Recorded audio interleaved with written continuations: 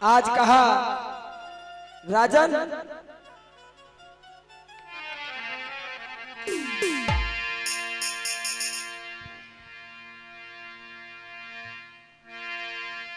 सुनो ओ राजन बातू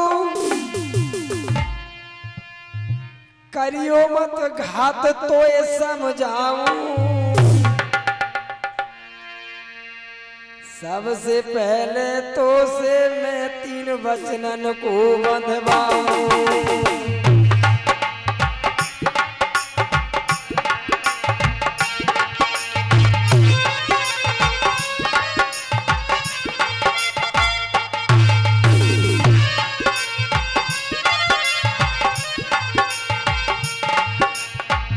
और कहा मेरी यही एक कहानी है,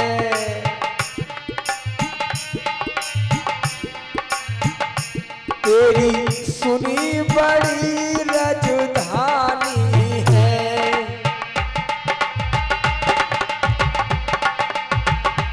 तेरी सुनी बड़ी राजधानी है।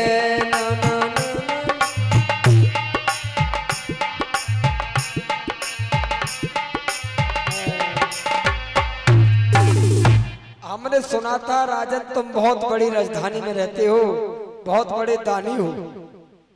पहला वचन हमारा ये है, आप वचन तो भर ही चुके कि हमारे साथ में जो शेर आया है ये कई रोज का भूखा है।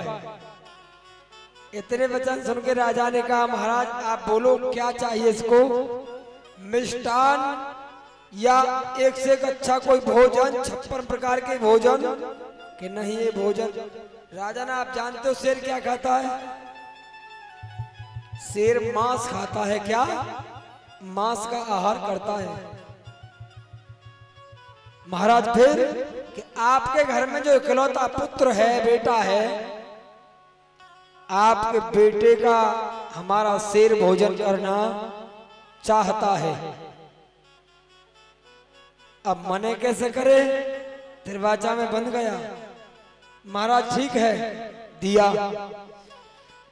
दूसरा वचन, पहला वचन, दूसरा, तीसरा वचन हमारा ये है कि आपकी रानी और आप ही अपने बेटे के 2 फार करोगे चीर करके, और एक फार को अपनी हवेली में मकान में रखोगे और एक फार को हमारे शेर को खिलाओगे। और पुत्र को चीरते समय अगर तुम्हारी रानी की आंखों से और तुम्हारी आंखों से आंसू निकलते हुए देख लिए तो मरे हुए तुम्हारे पुत्र को छोड़ करके हम दोनों प्राणी और शेर को लेकर के यहाँ से रवाना हो जाएंगे। आज उसने तीनों वचन दे दिए। बाबा ने कहा, भगवान ने कि जाओ अपनी अर्धांगिनी से आज्ञा ले आओ कि महाराज अब आज्ञा क्या क्या लेना है। जब वचन हम दे ही चुके कि नहीं, संतान में सबसे ज्यादा भार माता का होता है, पिता का बहुत कम होता है। सबसे ज्यादा लालन पालन, पालना पोसना माँ का होता है। जाइए राजन। आज राजा जा रहा है और जाकर के महलों में इतना उदास होकर के बैठ गया कि अपनी पत्नी से आंखें मिलाने लायक उसका मुंह नहीं रहा। आज पत्नी आई और बोली स्वामी ये चेहरा इतना मलिन, अरे उदासी क्यों चेहरा पे छाई, अरे पूछे तुम्हारी नाल के मुकु जो बतलाई।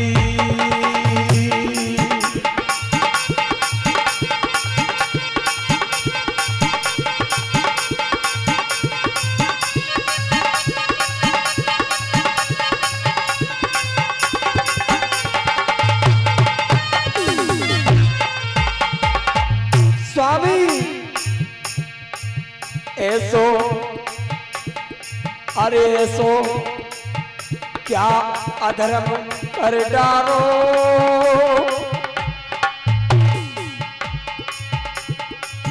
आते ही महलन में सुकू दिल मेरे छायो।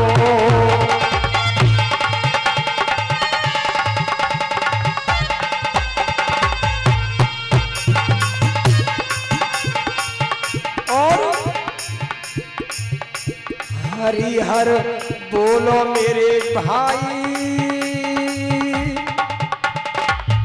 अरे कर्म लेखनायन पे करो चाहे लाखों चतुराई।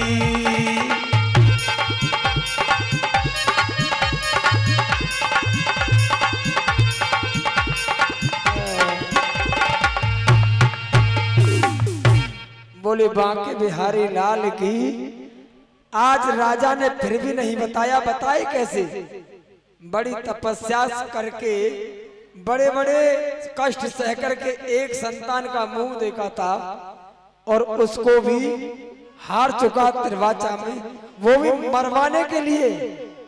बोलिए श्री वृंदावन बिहारी लाल की। आज बार बार पूछने पर पत्नी ने कहा स्वामी बताओ तो सही। राजा ने कहा हे देवी आपको बुरा न लगे तो बताऊं कि कहो स्वामी। आज राजा ने कहा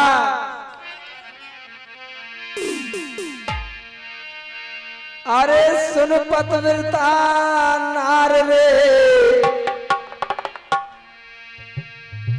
बेटा को बचनों में हारो,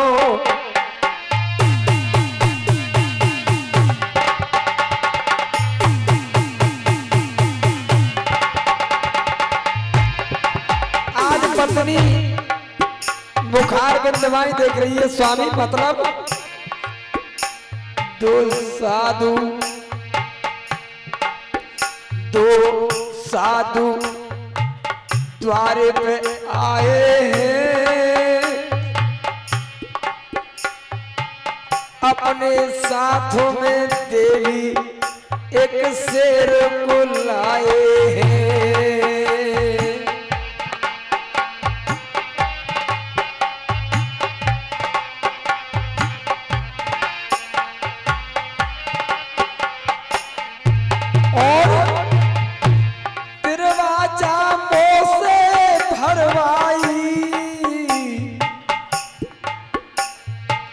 अपने बेटा को हाथन से चीर के सिर को दे खवाई।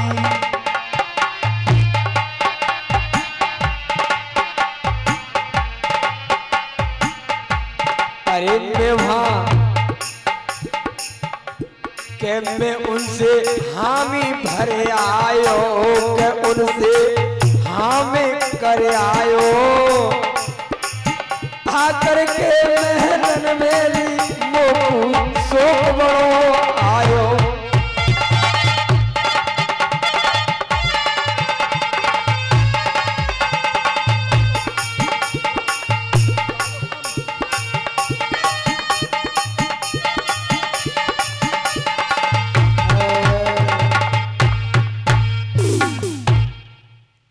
आज कहा फिर भी पत्नी समझ नहीं पाई कि वचन, क्योंकि लक्ष्मी बड़ी सीधे मन की होती है, कि मैं नहीं समझी वचन क्या है।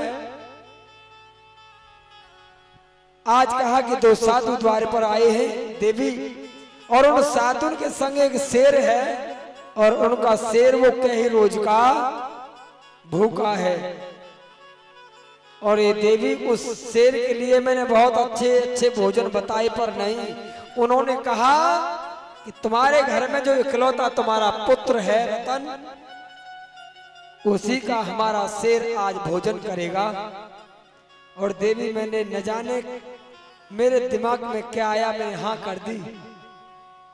दूसरा वचन, हम और तुम ही बेटे को आरे से फाड़ेंगे, और एक फाड़ को शेर खाएगा, और एक को उन्होंने कहा कि अपने महलों में संभाल के रखना। तीसरे वचन में कहा है यदि आपकी आंखों से और आपकी रानी की आंखों से हमने आंसू निकलते हुए देख लिए तो हम तीनों प्राणी भूखे ही चले जाएंगे। बोलिए वृंदावन बिहारी लाल की। आज इतने वचन सुनकर के रानी ने कहा स्वामी कहते हैं और तुमने क्या कर दिया, 2-4 पुत्र होते तो बात ठीक थी। अरे मेरे ना है कुमार 2-4 फार कैसे सुत की कर डारू में कैसे आरे से फारू में मेरे ना है कुमार।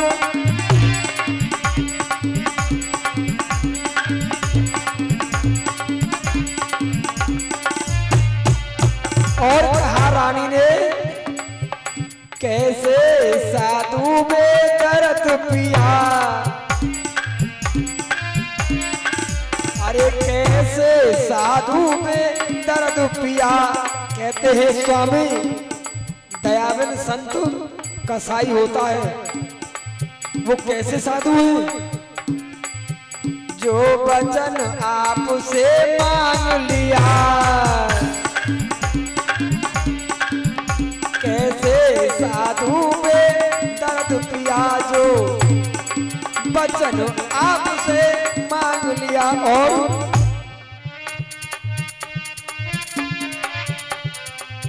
मेरा सुन सुन कांपे नाथ हिया, मेरा सुन सुन कांपे नाथ हिया, कैसे वचनों को टालू में कैसे आरे से फारू में मेरे ना है कुमार 2-4।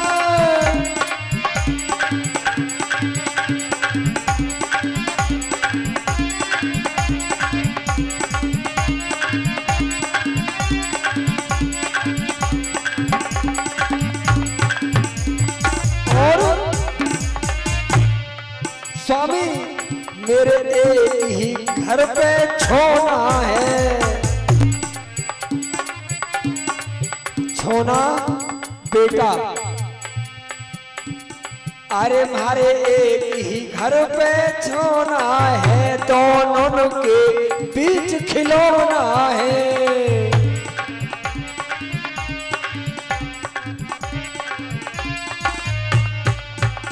अगर स्वामी ऐसा कर दिया तो सुनो ये जीवन भर का रोना है,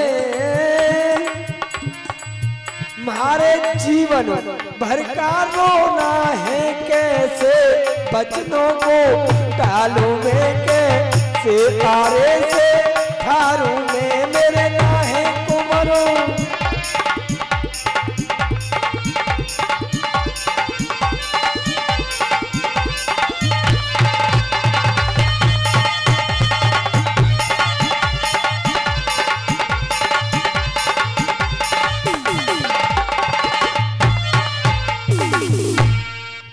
बोले श्याम सुंदर भगवान की।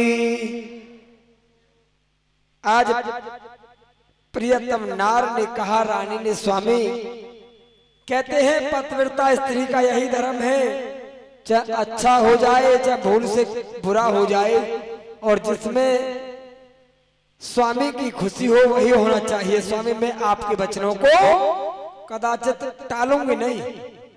थोड़ी देर के बाद बेटा रतन कुमार नाम था और खेलता कूदता हुआ और अंगना में आ गया। बोला माँ पिताजी इतने आज सुस्त क्यों हैं?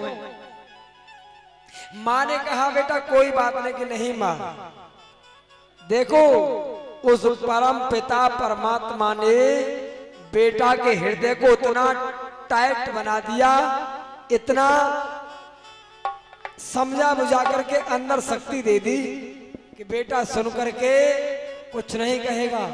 आज बेटा ने कहा पिताजी बताओ बात क्या है? पिताजी बताएं कैसे? बेटा समझ गया माँ ने बताया, बेटा ने कहा पिताजी